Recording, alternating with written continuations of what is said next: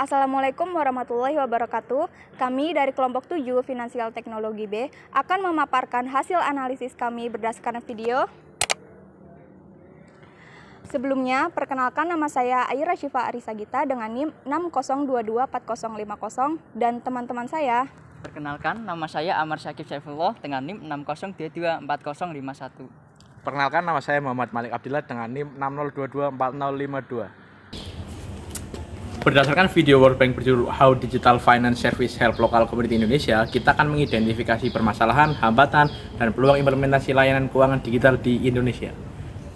Di sini kita akan membahas beberapa aspek, yaitu yang pertama ada aspek sosial, aspek teknologi, aspek ekonomi, serta aspek regulasi. Nah, yang pertama ada aspek sosial, literasi dan kebiasaan pengguna uang tunai. Banyak nelayan atau anggota komunitas yang belum terbiasa atau bahkan tidak mau menggunakan uang elektronik. Mereka lebih memilih transaksi tunai atau cash. Hal ini menciptakan ketidaknyamanan bagi pengusaha yang ingin sepenuhnya beralih ke transaksi digital. Nah, yang kedua ada dari aspek teknologi, kebutuhan uang kembalian atau uang kecil. Nah, transaksi tunai memerlukan penyediaan uang kecil yang sering menjadi kendala bagi pengusaha. Pengusaha kesulitan dengan manajemen uang tunai.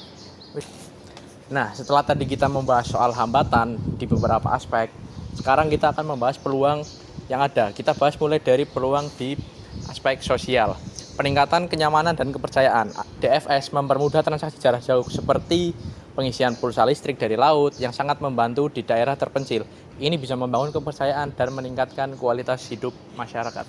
Nah, untuk peluang di bidang teknologi ada efisiensi dan transparansi data penggunaan aplikasi uang elektronik, link aja atau Dana memungkinkan semua transaksi masuk dan keluar tercatat secara elektronik dan terdata. Ini memudahkan pengusaha dalam mengontrol keuangan, terutama untuk dikelola oleh para karyawannya. Nah, selanjutnya masuk ke aspek ekonomi. Di aspek ekonomi ini juga terdapat hambatan, yaitu pengelolaan keuangan yang kurang terkontrol. Uang tunai sering sulit dikontrol dan dilacak penggunaannya, yang berpotensi menyebabkan kebocoran atau pengeluaran tak terduga. Selain hambatan, ada juga peluangnya, yaitu pengembangan jaringan dan skalabilitas bisnis.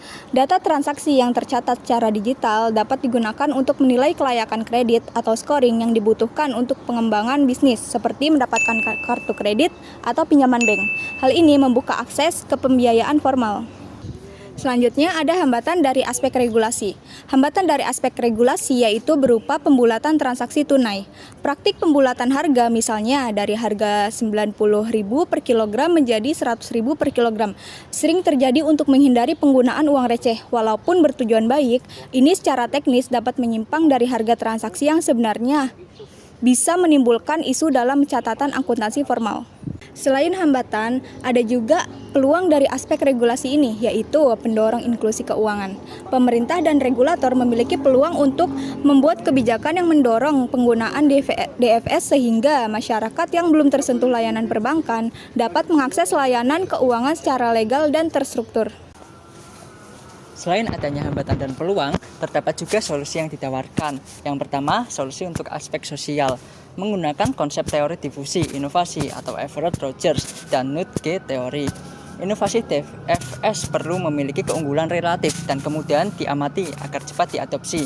Knut G atau dorongan halus dapat digunakan untuk mengubah perilaku. Kemudian ada praktik bisnis insentif dengan menawarkan insentif langsung bagi nelayan yang menerima pembayaran digital seperti harga yang sedikit lebih tinggi atau bonus saldo pulsa atau listrik. Ini juga menciptakan saling menguntungkan yang menjadi syarat agar implementasi tersebut berhasil. Kemudian dengan melakukan edukasi atau pelatihan rutin yang sederhana dan mudah dipahami. Fokus pada manfaat praktik, misalnya dengan kemudahan mengisi pulsa listrik tengah malam dari laut, bukan hanya pada prosedur aplikasi. Yang kedua, solusi untuk aspek teknologi dengan menerapkan prinsip Good Corporate Governance atau GCG, khususnya aspek transparansi dan akuntabilitas. Transaksi digital adalah kunci untuk mewujudkan kedua prinsip ini.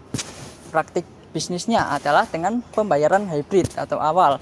Meskipun pengusaha menginginkan 100% digital, pada tahap awal terapkan sistem hybrid yang menerima tunai dan digital. Namun, Setiap transaksi tunai wajib dicatat langsung ke dalam sistem digital atau aplikasi akuntansi dengan tim stamp. Selanjutnya ada digitalisasi uang kecil dengan memanfaatkan fitur transfer mikro yang ada pada aplikasi DFS untuk menghindari pembulatan tunai. Selisih receh yang biasanya dibulatkan dapat langsung ditransfer atau dicatat sebagai digital reward. 3. Solusi untuk aspek ekonomi dengan menggunakan prinsip financial management atau pengelolaan keuangan dan asymmetric information, di mana satu pihak yaitu bank kekurangan informasi tentang kelayakan kredit nasabah lokal. Praktik bisnisnya yaitu yang pertama, ada pencatatan keuangan sebagai aset. Pengusaha atau UD Mutia Jaya perlu mengedukasi nelayan bahwa riwayat transaksi digital mereka adalah jejak rekam keuangan yang dapat digunakan sebagai bukti usaha saat mengajukan pembiayaan atau credit scoring. Yang kedua, ada kemitraan dengan lembaga keuangan, berkolaborasi dengan bank atau lembaga vintage penyalur modal atau P2P lending untuk menawarkan produk. Yang keempat, solusi untuk aspek regulasi, inklusi, dan perlindungan konsumen. Dengan mengacu pada kerangka RegTech atau regulatory teknologi dan konsep inklusi keuangan. Praktik bisnisnya yaitu standarisasi transaksi digital. Regulator OJK atau Bank Indonesia perlu bekerja sama dengan penyedia DFS seperti Link Aja atau Dana untuk membuat standar platform yang sangat sederhana untuk segmen bottom of pyramid seperti nelayan, untuk memastikan kemudahan penggunaan dan kepatuhan.